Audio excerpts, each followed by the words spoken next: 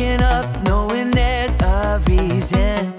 All my dreams come alive, life is for living. With you, I've made my decision. You lift me up, fill my eyes with wonder. Forever young in your love, this freedom's untainted. With you, no moment is wasted. See the sun now bursting through the clouds. Black and white turn to color all around. All is new in the Savior I have found. Gente, antes de entrar pontualmente no Conte Comigo na igreja, eu queria que a gente pensasse junto a realidade de que nós somos a igreja, nós fazemos parte da igreja. E eu queria já começar dizendo que fazer parte da igreja quer dizer que nós fazemos parte de algo maior do que nós mesmos. O que é a igreja? A igreja é o verdadeiro povo de Deus, conforme Paulo nos ensina em Efésios 2, 11 a 22, composto por todas as pessoas de todos os lugares e de todos os tempos, que depositaram sua fé realmente no Senhor. Por que eu acho que é bacana a gente definir essa questão?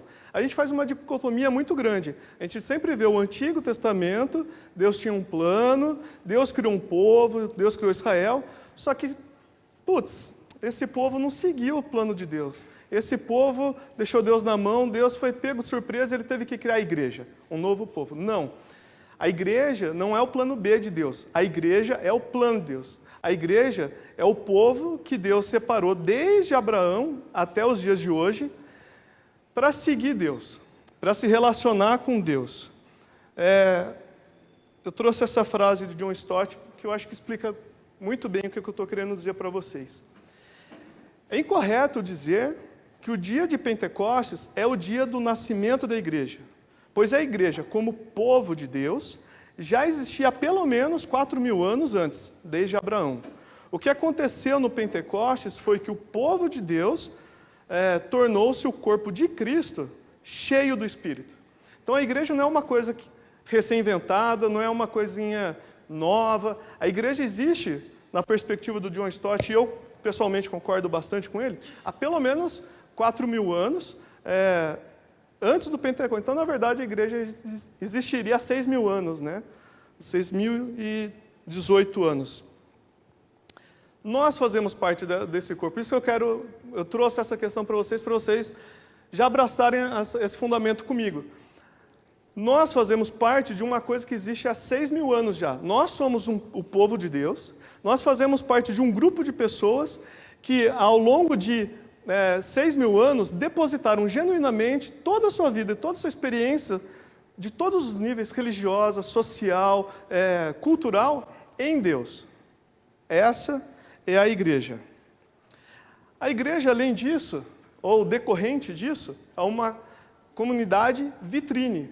Deus chamou esse grupo de pessoas, Deus chamou esse povo para viver segundo os seus parâmetros perfeitos, e assim mostrar para o mundo o seu projeto de redenção abrangente e futura.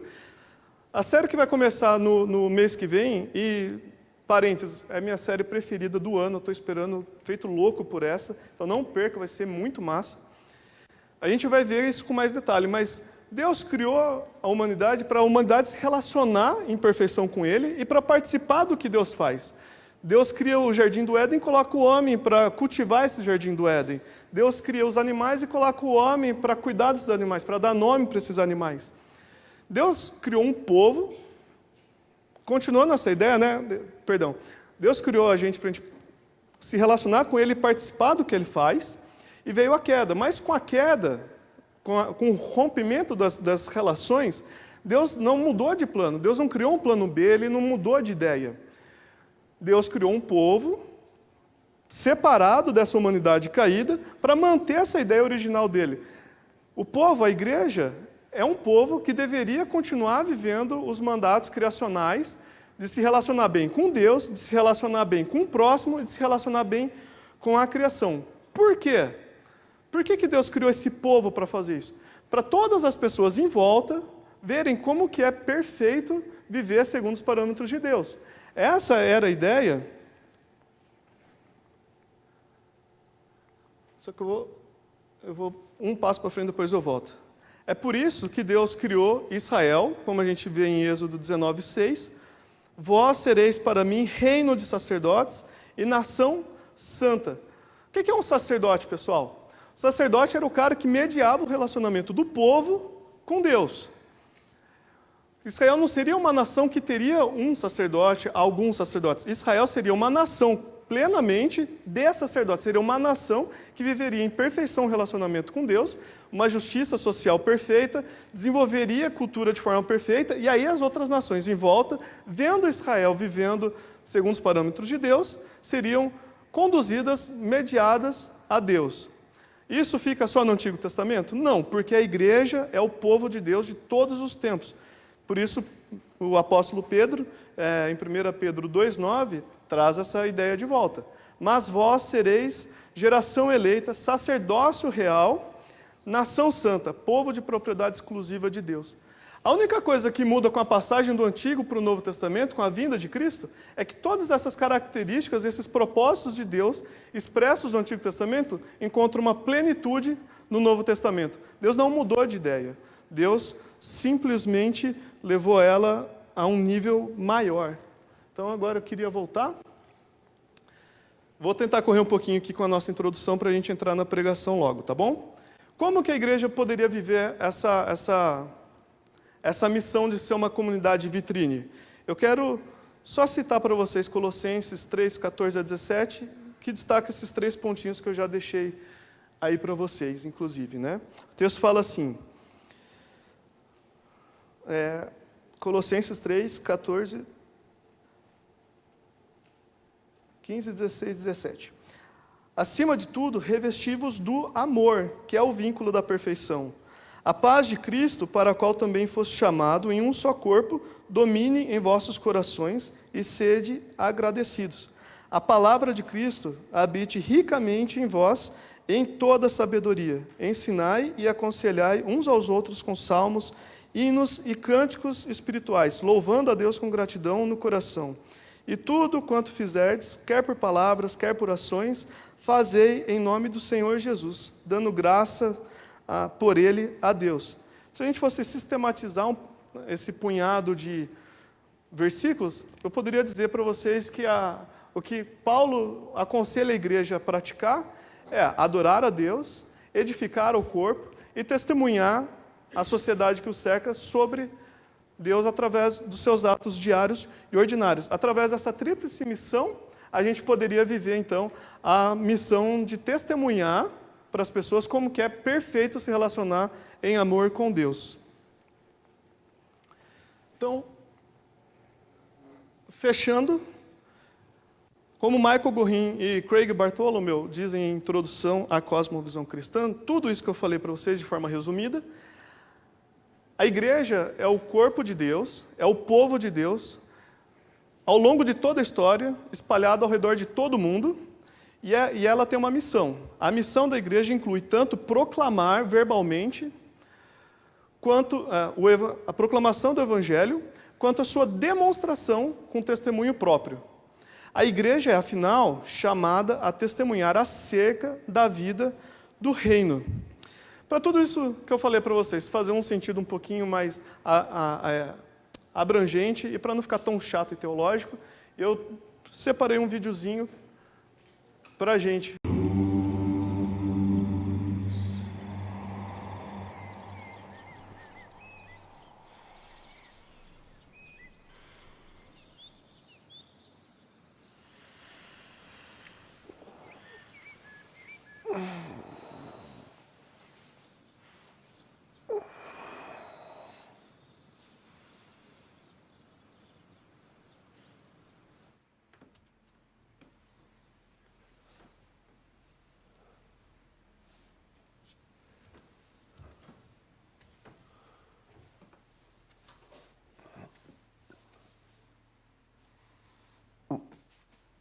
Olá!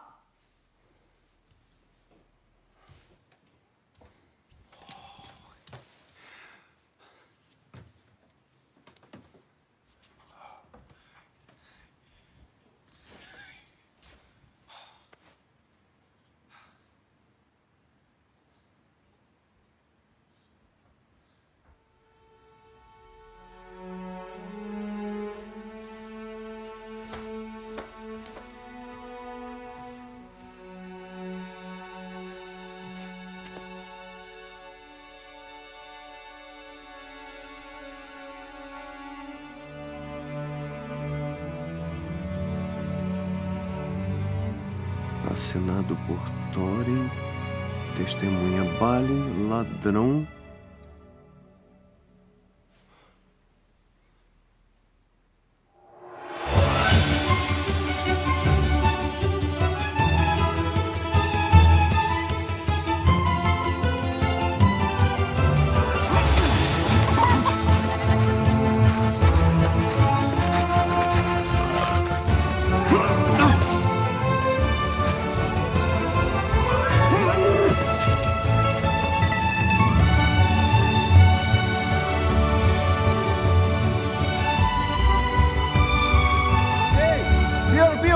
Aonde o senhor vai? Não posso parar, estou atrasado. Atrasado para o quê? Eu vou sair numa aventura!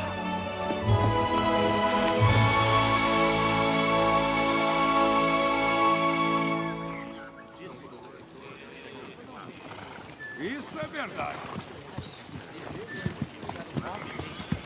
Eu devo dinheiro ao Sr. Dembri. Esperem! Esperem!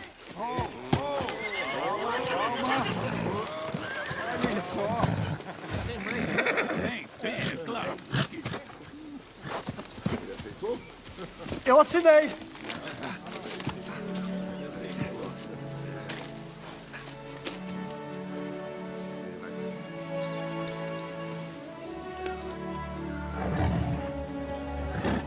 Parece que está tudo em ordem. Bem-vindo, mestre bolseiro, à companhia de Thorin Escudo de Carvalho.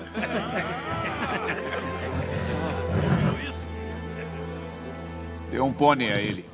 Não, isso não será necessário, obrigado. Eu consigo acompanhar vocês a pé. Pois é, eu já estou muito acostumado a caminhadas de fim de semana. Uma vez eu cheguei a ir até Sapanta.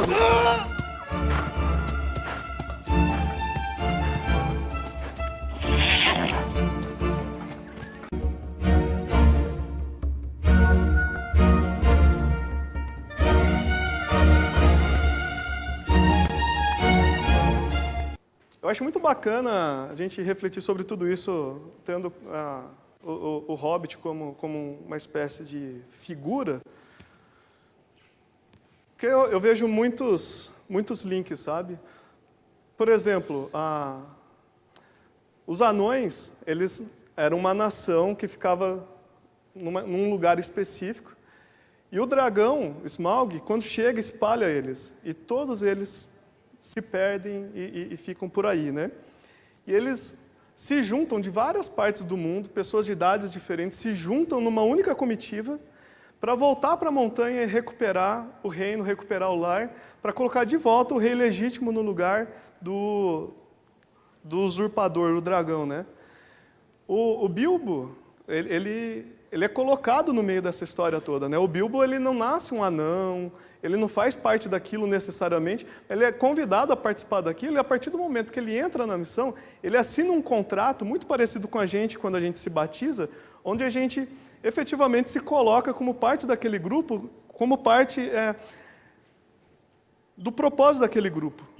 Todos os dons dele, todos os talentos dele vão ser empregados com o propósito fim daquela missão, de recuperar a montanha.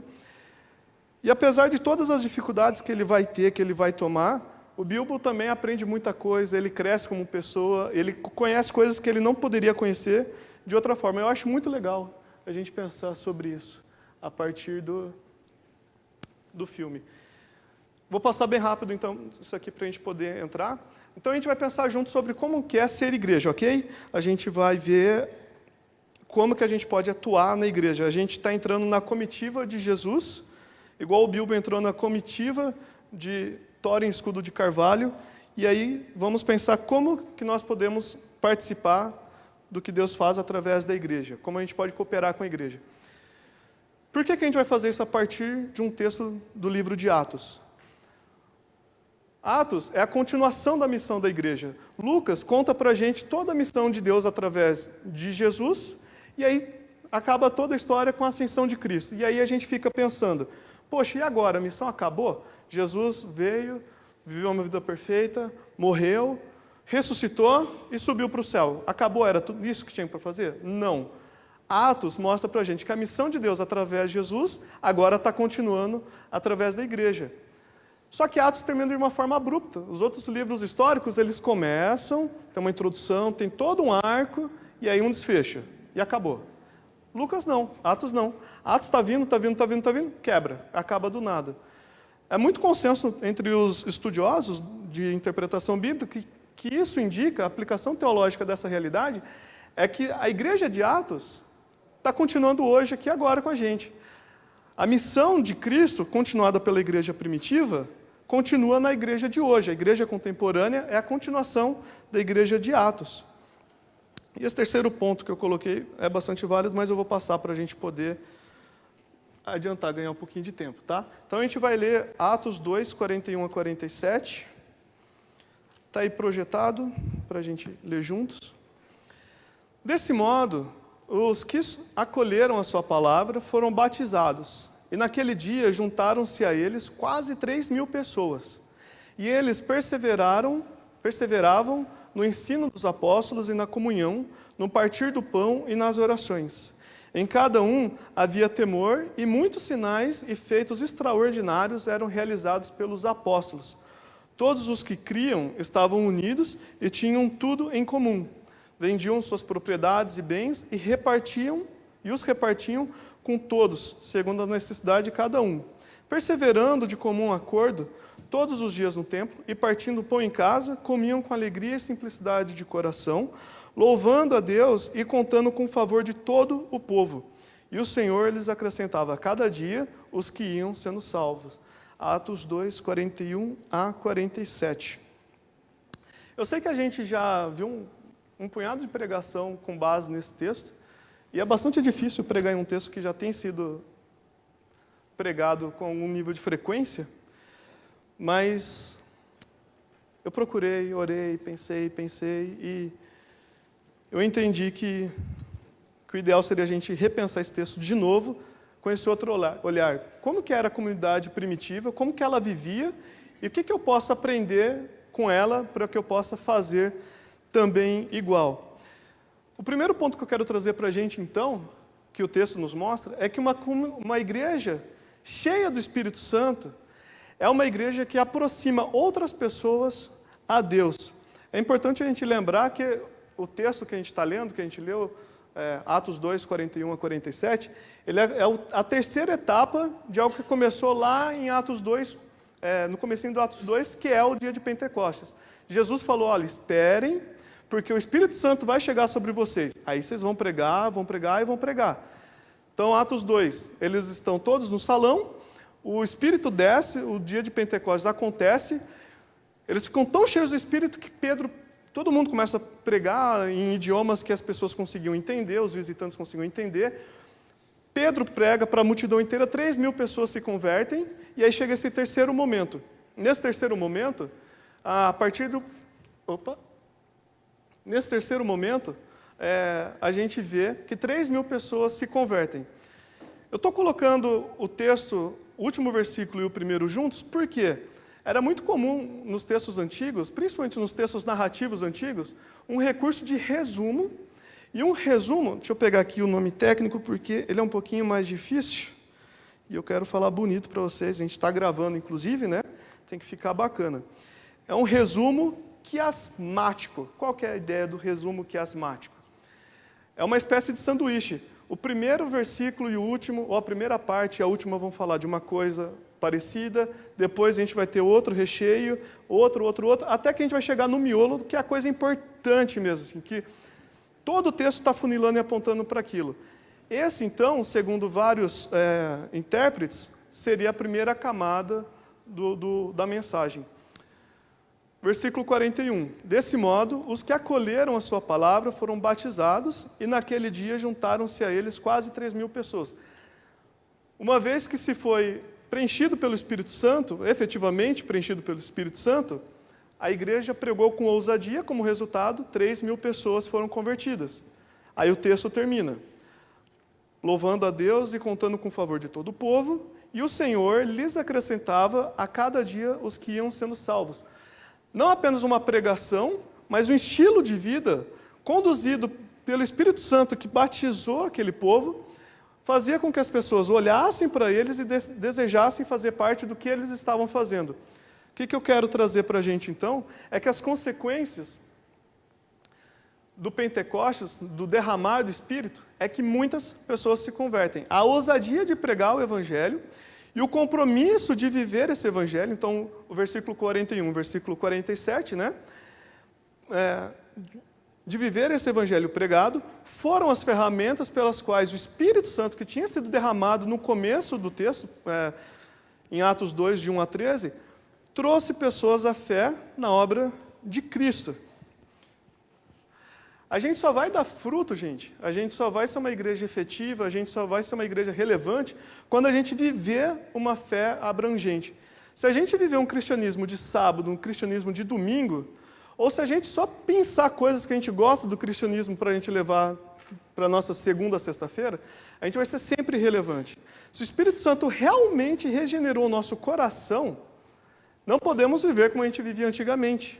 A nossa nova vida, hoje, deve ser marcada por novos valores. E estes devem testemunhar a realidade do reino àqueles que não o conhecem. E para que isso fique um pouquinho mais claro, eu queria pedir a ajuda de um grandíssimo teólogo que eu amo demais, o senhor Iago Azevedo, muito conhecido de você. Iago, tá aí? Tá aí. Você lembra quando você disse isso na célula? Você está aí? Ah, beleza. O Iago está offline, gente, perdão. O Iago falou isso numa célula nossa e eu achei genial demais, cara. Isso me marcou bastante. Se você diz que acredita em algo, mas não vive como se acreditasse, você está sendo desonesto, você está sendo hipócrita. Você fala que você é cristão, você fala que você foi regenerado. O Espírito Santo entrou na tua vida, mudou teu coração de pedra por um coração de carne, só que no dia a dia você não vive isso. No dia a dia você fura sinal vermelho, no dia a dia você tem aquelas conversinhas que não devia no WhatsApp, você se veste de uma forma para provocar alguém, você mente na sua declaração de imposto de renda, talvez não seja o caso de todos aqui, mas se você diz que o Espírito Santo entrou na tua vida, que Jesus é a coisa mais importante na tua vida, que Ele te tirou de um fundo do poço, mas aí você vai e vive como se você fosse seu próprio Deus, você vive como se você fosse real. Todos os seus assuntos são outras coisas, nada do que você pensa, nada do que você conversa, nada do que passeia na sua mente, no seu coração é Deus. Tem alguma coisa estranha aí, tem alguma coisa errada. Olha só o que Mateus 5,16 fala para a gente, o Sermão do Monte. Assim resplandeça a vossa luz diante dos homens, para que vejam as vossas boas obras e glorifiquem vosso Pai que está no céu. Se a gente foi regenerado, se o Espírito Santo habita na gente, o padrão de vida que se espera do cristão, então, é um padrão de vida diferenciado, que as pessoas olhem para você, olhem para mim e vejam um padrão de vida diferente que testemunhe acerca da realidade de Deus. Que Deus existe, que Deus é bom, que Deus é perfeito, que Deus salva as pessoas. A nossa fé não diz respeito apenas a uma área da nossa vida. Não há separação, gente. E eu queria muito que vocês entendessem. Por favor, presta muita atenção nisso. Porque o maior crime que a gente pode cometer, não sei dizer se é o maior crime, mas é um dos maiores crimes, é separar sagrado e profano, é separar o que é espiritual e o que é secular, é separar conhecimento de prática, é separar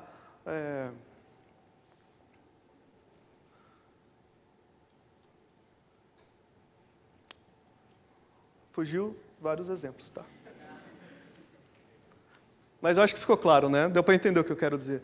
Gente, essa mentalidade, essa dicotomia, e eu vou insistir com vocês sempre que eu falar aqui, provavelmente, essa mentalidade de mundo das ideias, mundo da forma, da matéria, a natureza, aliás, a natureza e a graça, essa separação entre uma coisa idealizada, metafísica, e a coisa como ela é mesmo, material, é uma mentalidade completamente grega, não é uma mentalidade bíblica. Vocês conseguem entender? Quando a gente vive dessa forma, a gente não está vivendo uma mentalidade bíblica, a gente não está vivendo uma cosmovisão bíblica, a gente está sendo completamente pagão, a gente está sendo gentílico, a gente não está sendo cristão, a gente está pegando todos os ensinos de Jesus Cristo, o ensino de criação, queda, redenção, e a gente está falando, massa, Deus, fica para você isso aqui, porque eu acredito que existe um sagrado e um secular.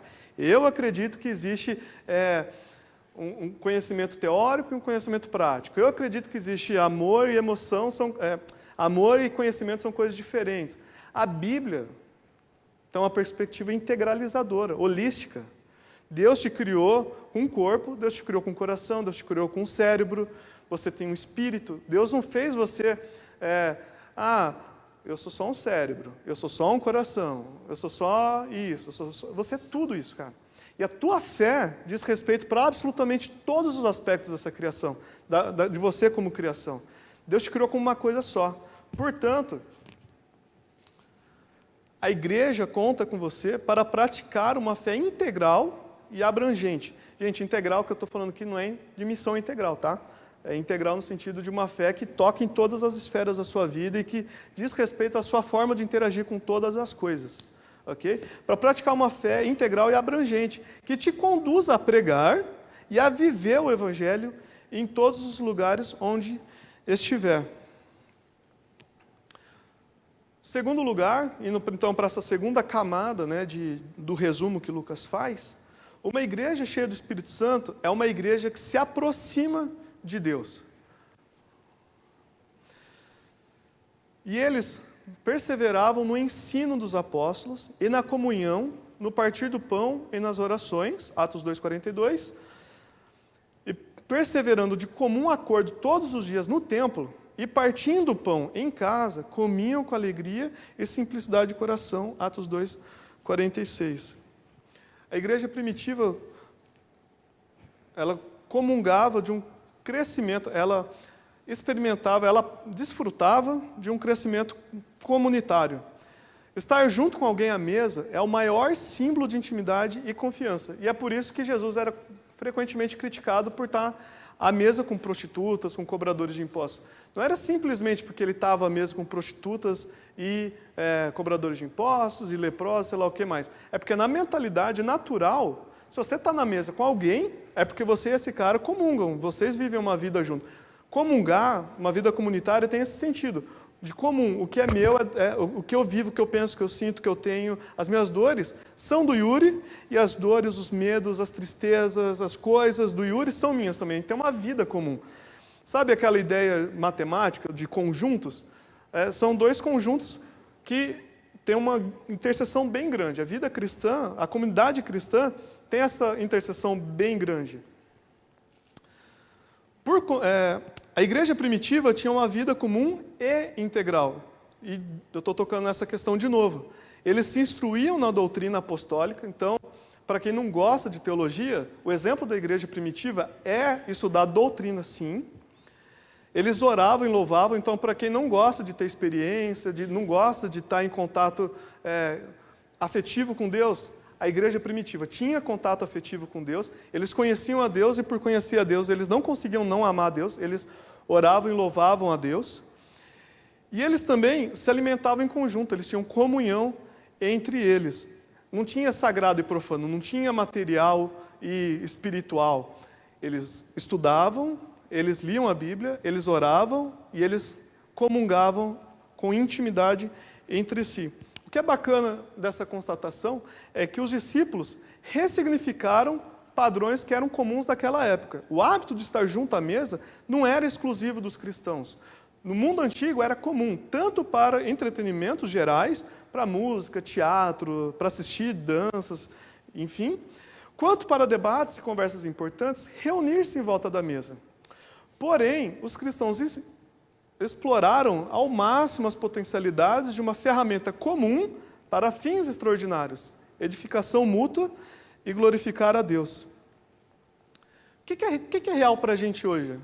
Na época deles, eles comiam à mesa, na época deles isso fazia sentido. Era comum, naquele momento histórico, se juntar à mesa para você assistir alguém cantar, para você assistir alguém fazer uma peça de teatro, para você ter algum tipo de debate sobre a vida pública, era comum. O que os cristãos fizeram? Eles pegaram isso e aplicaram para conhecimento de Deus e edificação um do outro.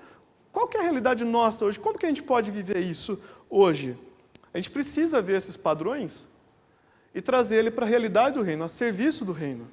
A gente pode pensar em entretenimento apenas como um escape da realidade, como muita gente faz hoje, ou a gente pode pensar em entretenimento como uma oportunidade da gente se edificar, como uma oportunidade da gente testemunhar para as pessoas que nos cercam sobre a realidade de Deus. E eu trouxe aqui também uma ideia que para mim foi bem bacana. Ela, como toda boa metáfora, é cheia de problemas, mas nós somos como um castelo de cartas. O castelo de cartas se apoia, um apoia o outro, que dá base para o segundo camada, que outro vai apoiar o outro. Se você faz o castelo de carne, tira uma única peça, perde todo o apoio e ela cai. Nós somos interdependentes. Nesse sentido que eu quero dizer que a gente é um castelo de cartas. O problema dessa metáfora é que o nosso castelo de cartas, por ser o castelo de cartas de Deus, nunca vai ter uma pecinha tirada e vai desmoronar. Mas eu acho que deu para entender a ideia, né? Assim como Deus é um único Deus, mas existem 3 pessoas diferentes e distintas, que se relacionam em perfeição, a igreja é chamada para dividir a vida consigo mesma. Não somos independentes. Você não se basta. Eu não me basto. Nós precisamos de Deus, mas também precisamos do próximo. Olha que bacana que o John Piper fala. Tem um vídeo que eu estava assistindo com o Ricardo essa semana sobre questão de dons espirituais, etc., né? E aí, no meio do vídeo, o John Piper solta essa frase. Eu coloquei ela numa releitura, porque eu não lembro exatamente as palavras dele, mas a ideia geral é essa. É interessante percebermos que Deus poderia fazer tudo o que se propôs de forma vertical, isto é, nos abençoar diretamente. Deus poderia chegar no Antônio e, Antônio, você precisa disso? Pá, toma, acabou, pronto, próximo, senha 325. Ele poderia fazer isso. E às vezes, inclusive, ele até faz. Porém, ele preferiu nos usar uns aos outros para nos abençoar mutuamente.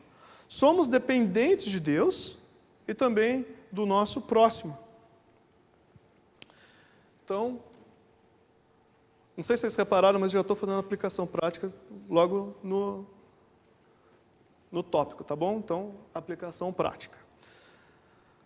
A igreja conta com você para com suas habilidades e dons, ressignificando, segundo o Evangelho, as ferramentas disponíveis em nossa cultura, promover ambientes de crescimento em intimidade objetiva e profunda com Deus e com o próximo. A igreja conta com você para desfrutarmos juntos de cada detalhe da vida com Deus. Terceiro lugar, uma igreja cheia do Espírito Santo é uma igreja generosa. E aí a gente chega no nosso recheio, no nosso miolo.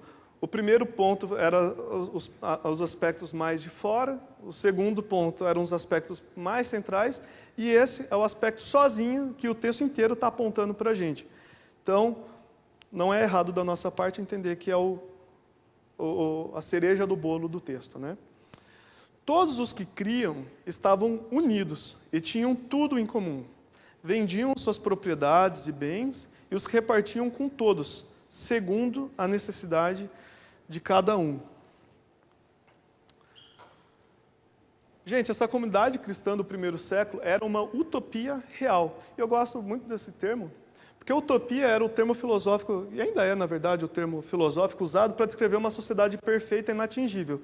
Ela é tão perfeita, ela é tão massa, ela é tão boa, que ninguém consegue criar ela.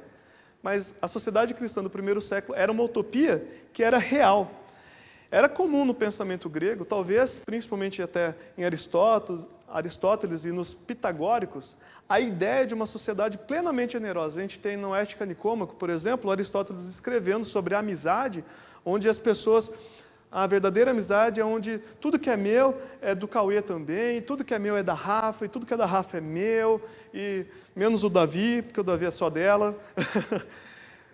Essa ideia de sociedade perfeita, onde não existe mesquinharia, não existe é só meu, é só seu, cada um fica na sua. Só que ninguém nunca tinha conseguido, nessa sociedade grega, construir essa sociedade plenamente generosa. Nenhuma sociedade havia atingido esse estado até o evento do Pentecostes. Por quê? Porque nós precisamos ser regenerados para sermos realmente companheiros e generosos. O que o ser humano tanto anseia está em Deus. É muito interessante a gente reparar isso. Existia uma ideia geral do que seria uma sociedade perfeita. O ser humano, com o próprio cérebro, com a própria mentalidade, até conseguia pensar, pô, cara, uma sociedade onde as pessoas não guerreassem para ter mais do que o outro, por ganância, sei lá o quê. Mas essa é uma sociedade tão bacana. Mas ninguém conseguia fazer isso. Por quê? Porque a gente é orgulhoso por natureza. E aí vem uma sociedade cristã transformada pelo Espírito Santo após o Pentecostes, e eles conseguiam ser generosos uns com os outros. A sociedade cristã é uma utopia real. Ela também é uma utopia abrangente. A gente tinha essa perspectiva entre os gregos, né, como eu coloquei, mas os judeus também tinham essa ideia de generosidade extravagante, por assim dizer. Alguns judeus abraçaram o mesmo estilo de vida cristã. A comunidade judaica de Qumran vendia tudo que tinha e vivia tendo tudo em comum. A grande diferença é que enquanto os cristãos faziam isso na cidade, no meio da sociedade, sendo uma vitrine do reino, Qumran fugia para o deserto.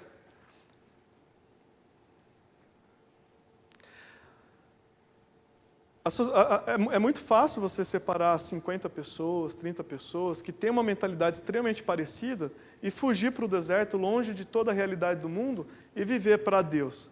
Só que Deus, em momento nenhum, criou um povo separado para viver alienado de uma realidade de um mundo. Eu acabei de falar para vocês sobre essas questões, essas dicotomias, né?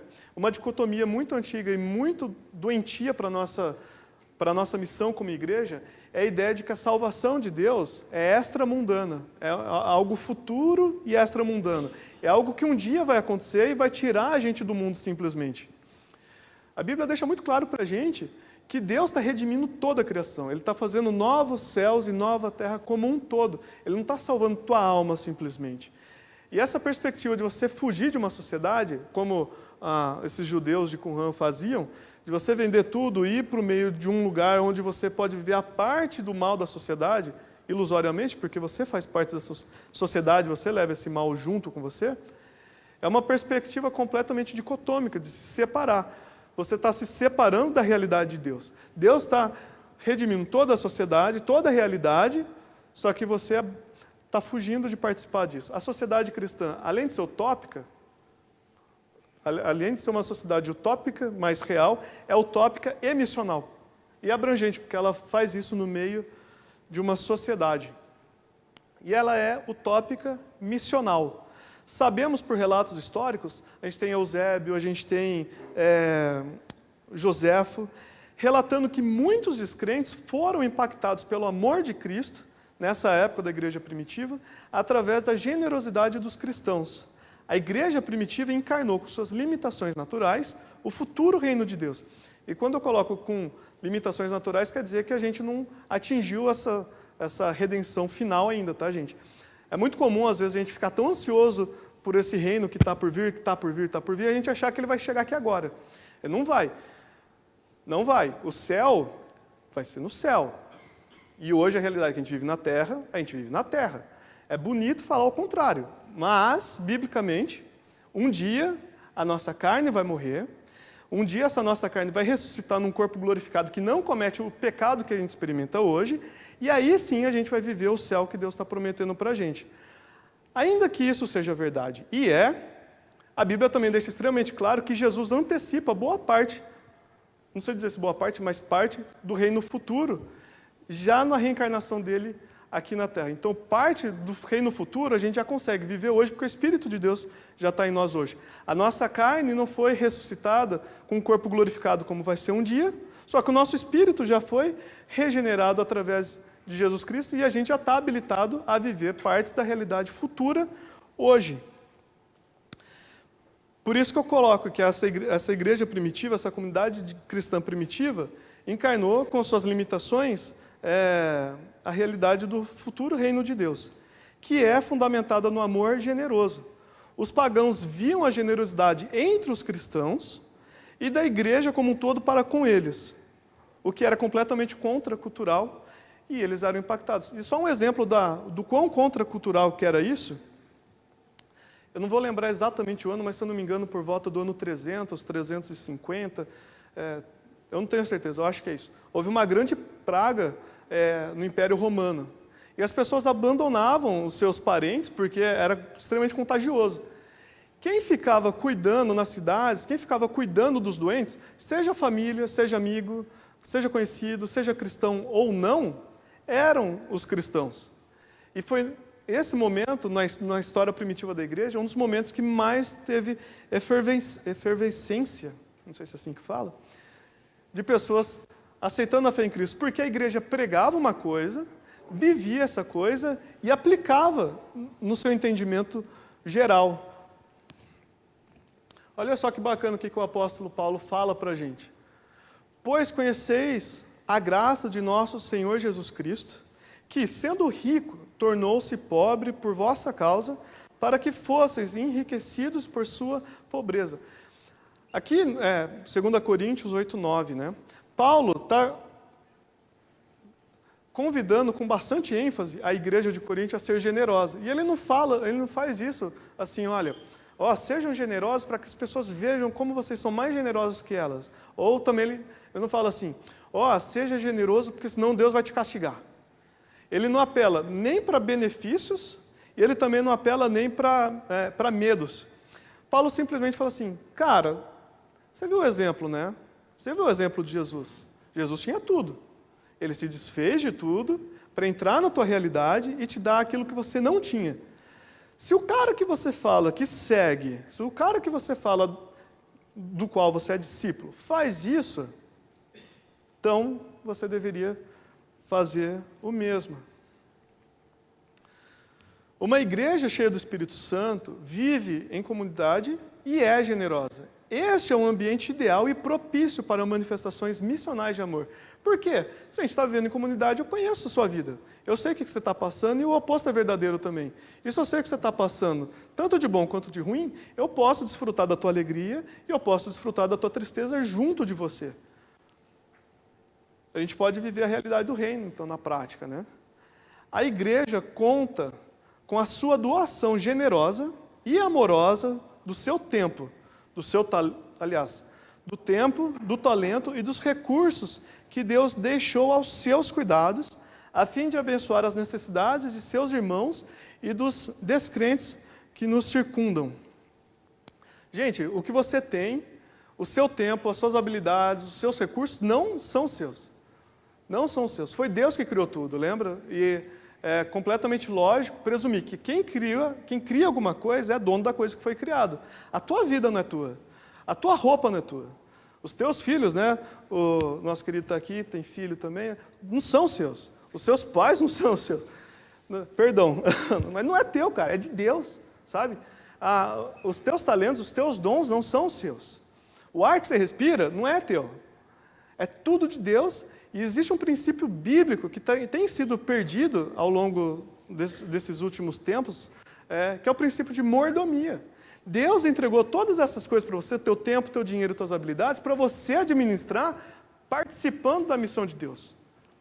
Lembra, a gente assistiu agora de pouco essa cena do Hobbit? Por mim, a gente teria assistido o filme inteiro, porque eu amo Tolkien. E isso que eu vou comentar agora com vocês ficaria mais claro ainda. Mas as habilidades do Bilbo, tanto as habilidades que ele sabia que ele tinha, quanto habilidades que surgiram de improviso no momento, todas foram usadas e aplicadas para a realidade da missão da Companhia de Thorin. E a mesma realidade para a gente aqui. O que você sabe fazer não é simplesmente para você ficar rico. Não é simplesmente para você ter renome, não é simplesmente para você ser bonito, mais bonito. É porque através disso que Deus te deu, os seus irmãos devem ser abençoados e as pessoas que estão lá fora, que não conhecem a Deus e olham para a tua vida, devem ser abençoadas. A igreja conta com você para isso.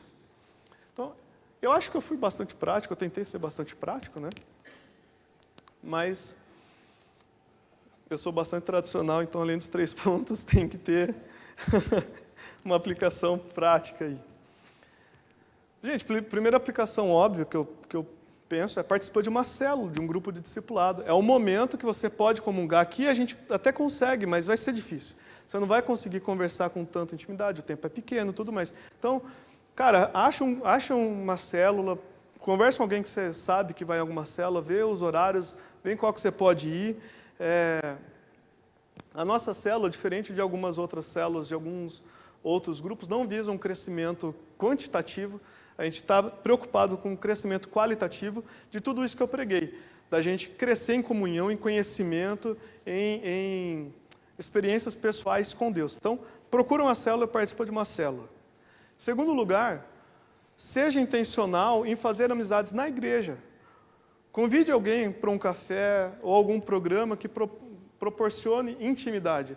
Cara, vê alguém que você não troca ideia com frequência, assim, olha aí, quase nunca falo com o Daniel, eu tenho cara de ser meio mané, eu não converso muito com ele, mas eu...